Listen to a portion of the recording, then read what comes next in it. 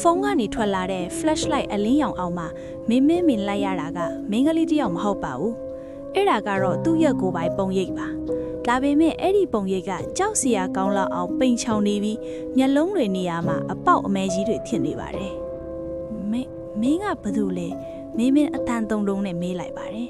အဲ့ဒီအရာကစကားမပြောဘဲမင်းရဲ့ဖုန်းကိုလက်ညှိုးထိုးပြပါတယ်ဖုန်းထဲကနေ unknown number ရဲ့အတန်ကအေးစိမ်စွာထွက်ပေါ်လာပြန်ပါတယ်လုံနေတဲ့ကနစ်ကမိုးရွာတဲ့ညမှာငါ့ကိုကားတိုက်ပြီးထွက်ပြေးသွားလာမင်းမဟုတ်ဘူးလားမင်းငါဖုန်းကိုလည်းမင်းလူယူသွားခဲ့တာလေ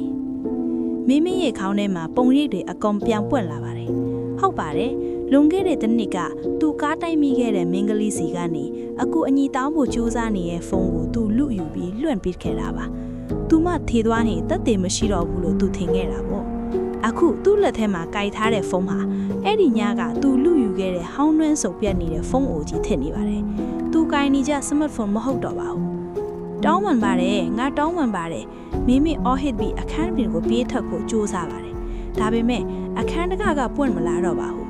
နေရန်တွေကနေသွေးတွေစီးကြလာပြီးအခန်းတစ်ခန်းလုံးရေတွေနဲ့ပြည့်လာနေပါတယ်မိုးရွာတဲ့ညမှာလမ်းမပေါ်မှာမင်းကလေးခံစားခဲ့ရတဲ့ဝေဒနာကိုသူပြန်ခံစားနေတာပါ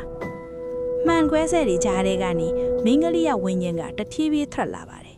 သူမဟာမင်းရဲ့အနားကိုကပ်လာပြီးနားလေးတိုးလေးပြောလိုက်ပါတယ်အခုမင်းရဲ့အလှဲ့ပဲဖုန်းထဲကနေ call ended ဆိုတဲ့စာသားပေါ်လာတာနဲ့အတူအခန်းထဲကအလင်းရောင်အလုံးကွဲပြောက်သွားပါတယ်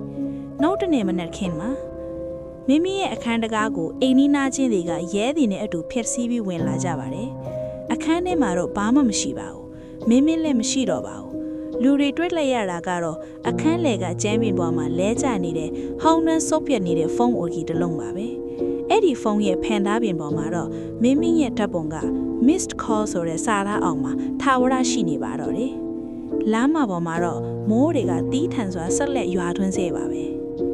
ဒီလိုစိတ်ဝင်စားဖို့ကောင်းတဲ့ဇာတ်လမ်းတွေနားထောင်ဖို့ channel လေးကို subscribe လုပ်ခဲ့ပါဦးနော်